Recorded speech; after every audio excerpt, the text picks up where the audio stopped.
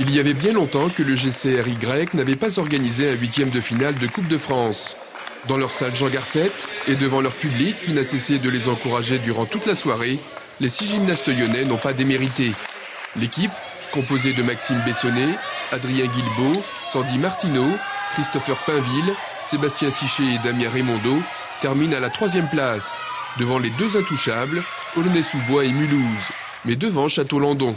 Recevoir des clubs de division nationale 1 comme Aulnay ou Mulhouse en DN2, c'est des gros morceaux, donc c'est bien de s'y frotter pour voir si dans quelques années on peut aller dans leur division.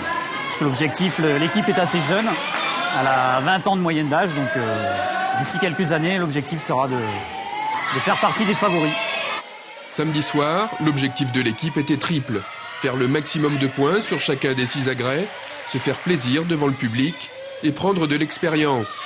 Car se frotter aux meilleurs gymnastes nationaux, c'est toujours grisant quand on est un compétiteur. Ça motive et puis au moins on voit de la belle gym et on se prépare, on se dit ah tiens ça je pourrais faire comme lui, je pourrais essayer, c'est bien, ça motive pour le reste de l'année. C'est difficile mentalement puisqu'il faudrait savoir rester dans la compétition. Mais c'est vrai que c'est toujours un plus quand on a le public qui est avec nous dans le mouvement, pendant le mouvement, c'est une force supplémentaire. Au club lyonnais depuis 15 ans, Adrien Guilbeault fait partie habituellement de l'équipe 2 masculine.